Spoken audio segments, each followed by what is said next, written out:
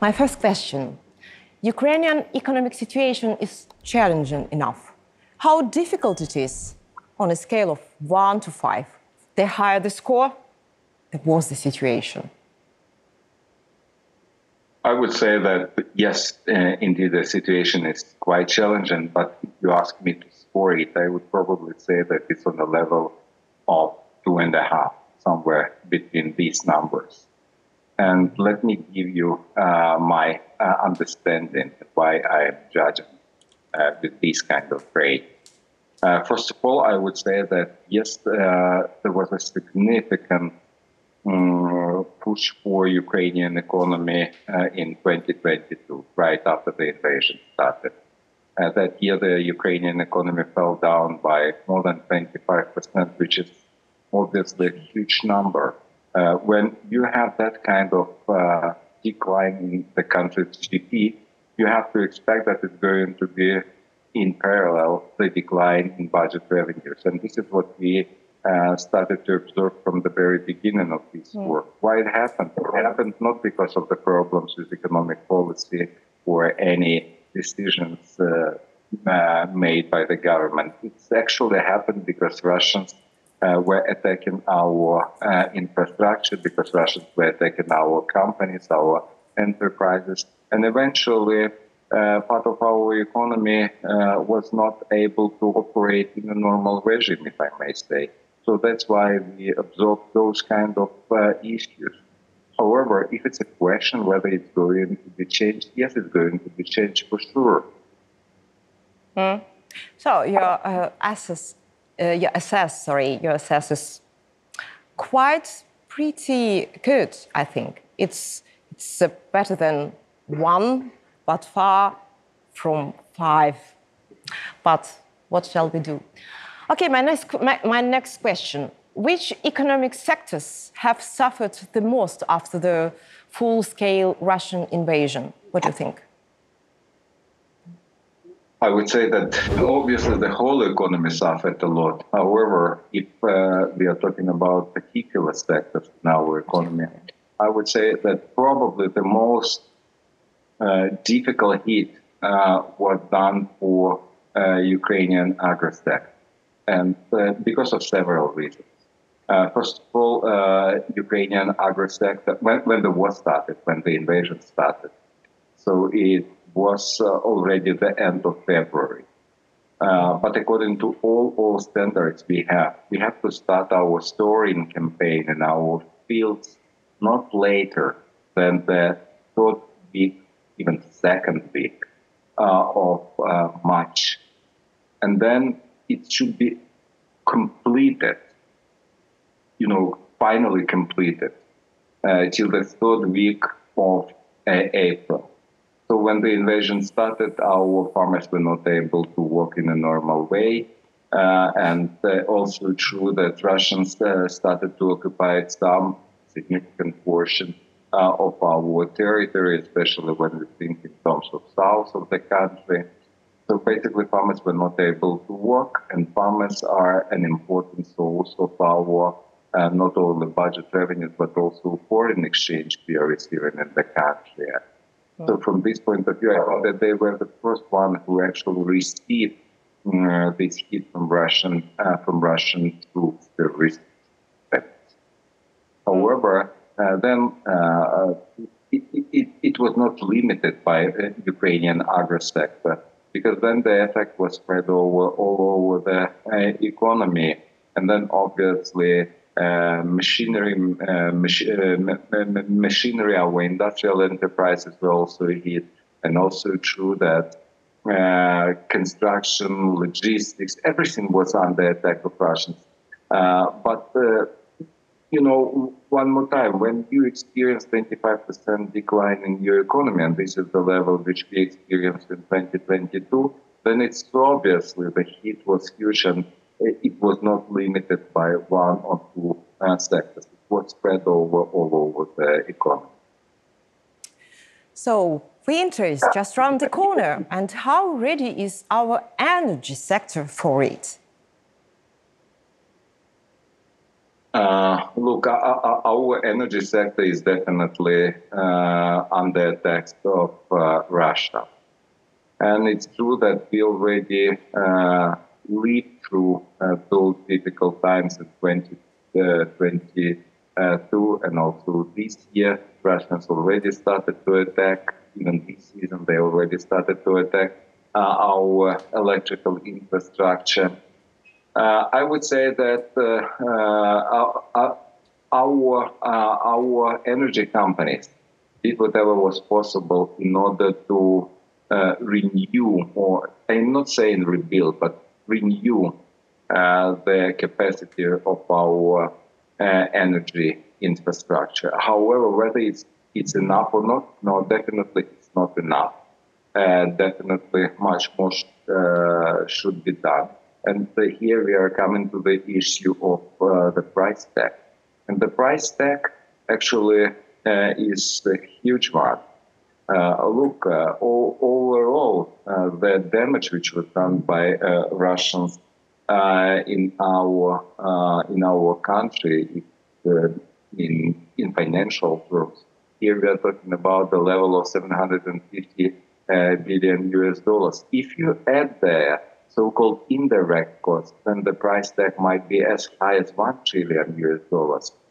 However, when the government is talking now and discussing all issues related to rebuilding of our economy, they are talking about two parallel tracks. The first track is so-called fast-track recovery of Ukraine. The second track is, just a regular recovery. But for the fast-track recovery, here, Prime Minister and the Cabinet are talking about a price tag between 15 to 20 billion US dollars. In 15 to 20 billion US dollars. Now, compared with 750 billion US dollars overall price tag, it's kind of a minor share. However, here we are talking about not, full reconstruction and renovation, but the price which should be paid in order to keep this system, energy system of the country operational.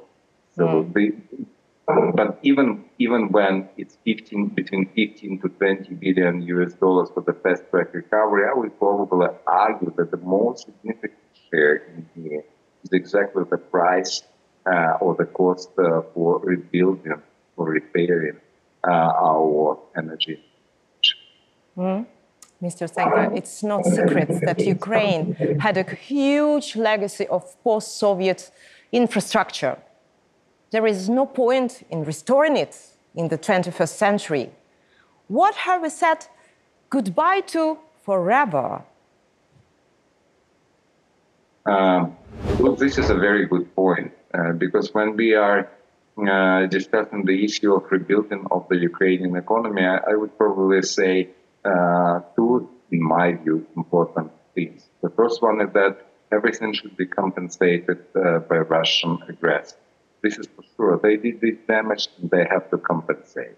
And when we are saying that it should be compensated by Russians, it means that they have to pay for that, and then those frozen assets of Russia, which are currently frozen, should be not only frozen, but should be transferred to Ukraine for the purpose of rebuilding the country.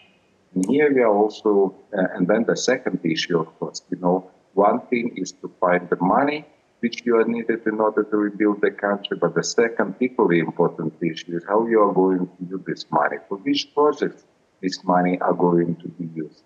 Yeah. And in my view, you are absolutely right. Should be rebuilt and should be renewed in full scale the old Soviet infrastructure, or we have to build a new one. Also, keep in mind that after you declined last year or by more than 25%, and then some small but still growth this year, which is expected to be for our economy on a level of 4%, and economic growth next year on a level of around 5%, will still keep us below the level of pre-invasion, below the pre-invasion level, which means that we have to ensure significant and much faster rate of growth for the country in order to come back to the pre-invasion level. And then if we are discussing this issue, then we are also discussing the issues related to how we are going to proceed, in which sectors should be renewed, and in which format it should be renewed. Do we really need to rebuild some companies which were built during the Soviet time, or we have to build the brand new companies which are going to be based on new technologies, on new machinery, on new know-hows? And I think that do we need to continue our orientation on fossil fuel, or we have to think in terms of green technology, in terms of substitution of traditional energy sources? And I think the answer is very clear. The answer is that yes, we have to rebuild, but we have to rebuild on a new platform, completely on a new scale. We have to ensure that the country is able to reach that kind of economic growth, which will bring us almost immediately back to the level of pre-invasion. You know, Mr. Ustenko, one moment. Your words just sticks me in my head. You mentioned that we have to reach the level, pre-war level, yeah, the growth of economy. And how many years will it take us to get to this level? How many years? Look, this is a very valuable point. But look, in 2021, we reached the highest level of our GDP in our modern economic history, and that level used to be almost $200 billion. $200 billion. The GDP this year is expected to be on a level of roughly around $150 billion. So if we are talking about these dollar terms, then probably a couple of years, let's say 2-3 years, will be enough to come back to the previous level, to the pre-war level. However, you know, we just have an orientation on absolute numbers. However, what we need to do, we need to ensure that the economy is growing at a much faster level, and also keep in mind that, you know, before the war, people and experts were discussing that the Ukrainian economy should grow at a level of 5%, and people were talking about this 5% of annual economic growth, because this is exactly the number which is needed for the country in order to be able to fight with the poverty. And this number was, in this sense, kind of consensus for the world and for Ukraine as well. However, now when we have to jump, because definitely, you know, when you are on a track to EU, when you are after the war, when you know you have so many damages done by aggressors in your economy, so definitely you have to grow at a much faster pace.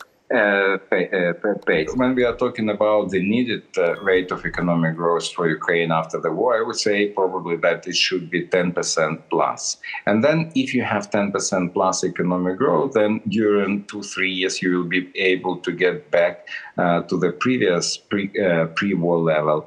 And then definitely what is needed, you have to match the level at least in Eastern Europe, since the country is moving forward to EU membership. And then this is a more ambitious, of course, task. However, it's not something we are not able to do. We can do this, and this is for sure. So, and for that, I would probably argue we will be needed somewhere close to 10 years. Thank you very much for being with us. Thank you for this conversation. Advisor to the President of Ukraine, Oleh Ustenko.